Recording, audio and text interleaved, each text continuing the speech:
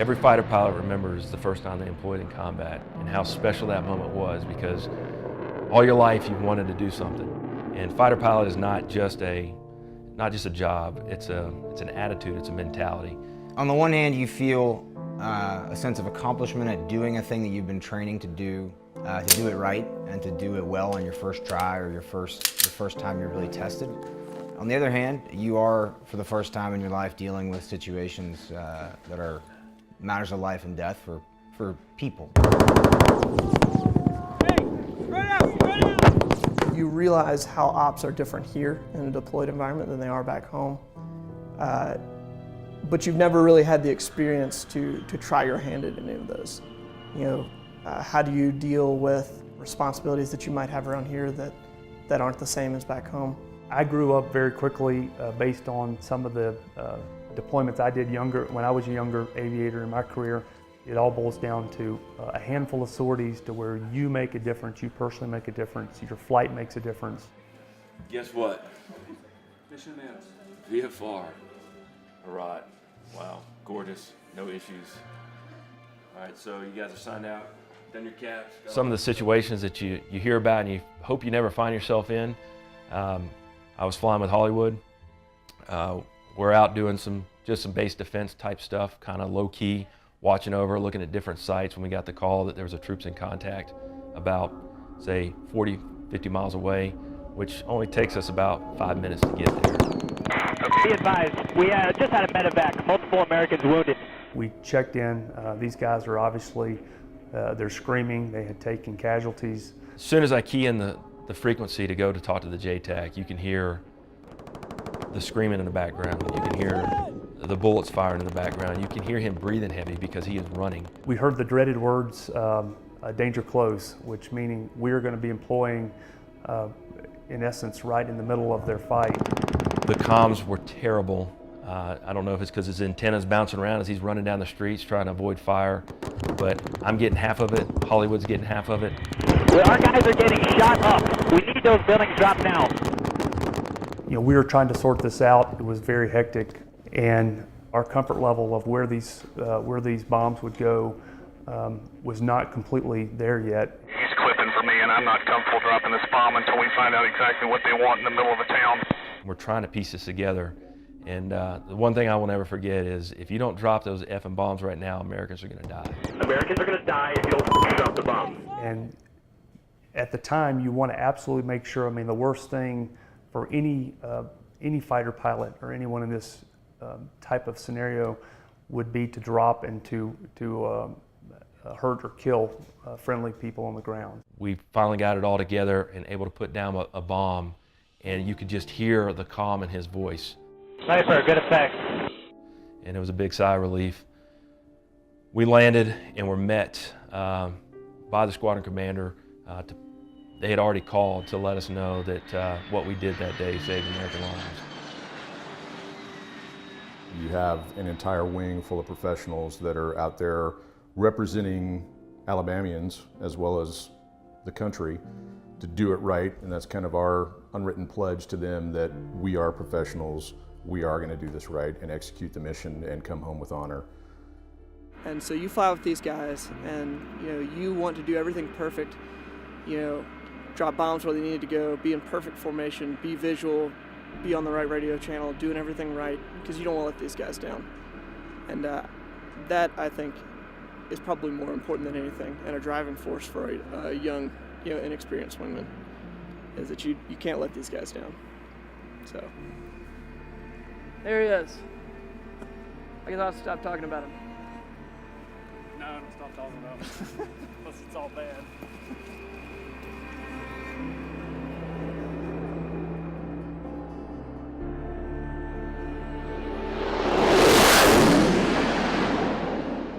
That's what we want, is for the young guys to look up to us, to see us doing it right. So obviously that's incumbent on us to make sure that we set a good example, do things right as much as possible, and then that's the example that they see, and then they strive to also do at least as well, if not better. We are lucky to have two very solid lieutenants. They've come over here and they've performed extremely well, and don't tell them I said that.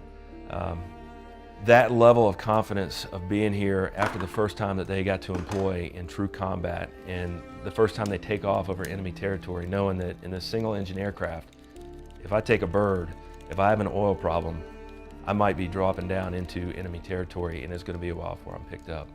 I remember those nerves the first time I flew across the border into Iraq, and they have handled that extremely well and gotten past that and actually employed and have done phenomenal on their employments.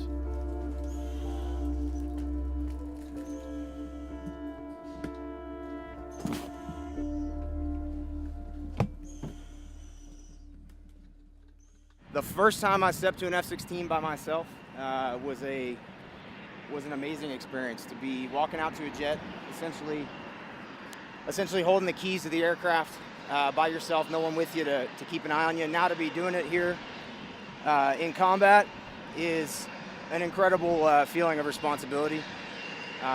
Certainly I am reminded often personally of the fact that I graduated pilot training only 2 years ago. I graduated F-16 training a year ago, and now here I am doing it for real. It feels like a lot of responsibility, and it's an honor to be given that and to be entrusted with it.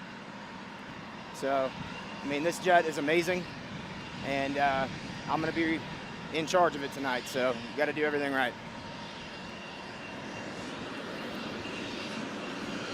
Hey guys, what's up? The experiences that Split and I have gained over the course of this deployment are ones that you can only gain on deployment. Be it the flight hours, be it the working with JFACC, be it the comm problems that you have with the high terrain around here. And those are things that you can talk about back home, you can train to back home, but the state of Alabama is a pretty flat place. We certainly don't have any 18, 20,000 foot mountains around there, disrupting your comm, disrupting your line of sight. And so you take away experiences from here that you can't simulate very accurately back home. And having gone out here, having had the opportunity to actually work with guys on the ground, to make a difference in people's lives, to drop ordnance and to make strafing runs that are going to ensure that people go home to their families is a pretty awesome experience. Good hit, good hit. Everybody's been there as a lieutenant, and so to see those guys, knowing when they come back and the training they get and the experience they get, they're going to do well. But a great parallel is to think of World War II when guys were 19 years old and they came out with 100 hours of flying time and they were handed an airplane, a single seat P-51, and they were sent to war. A lot of brave men who took some pretty difficult steps at a very, very challenging time to make it possible for guys like myself to be here flying today. They fought very different wars. Their bravery was a different kind of bravery than ours, a lot more sometimes in the face of the enemy. And that's something that I think all of us still respect. It still commands respect today. Our squadron, we're the 100th Fighter Squadron, which is one of the 4 original fighter squadrons that were part of the 332nd Group that comprised the majority of the Tuskegee Airmen. Most everybody knows the history of the Tuskegee Airmen. They were the Red Tails.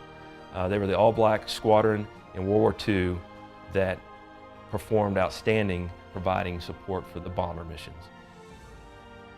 And it initially was an experiment to see if, can someone who's black fly an airplane and go and be successful in combat? And obviously the short answer is yes.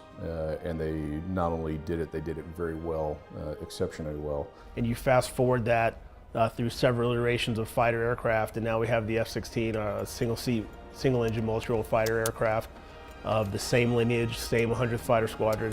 And we're here now in Bagram, Afghanistan, doing the same thing, taking the fight to the enemies of our nation and supporting the men and women on the ground in close air support.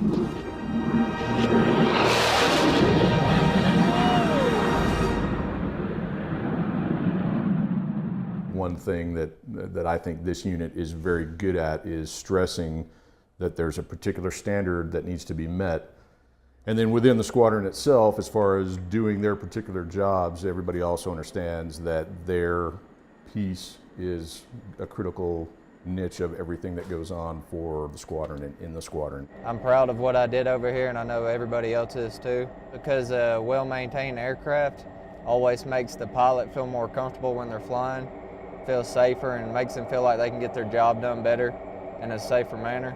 The bottom line is they all understand what it means to be professional, and they are the ones who are motivated to perform that way. They know what their jobs are, they know how to do them and do them well.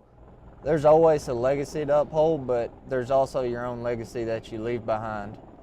What you do now reflects your life later on in the future. And it's all part of being from the South. It's part of our pride to let people know that the state of Alabama was here, and to leave a good name and to set the standard high for the other units to come in and fill in behind us.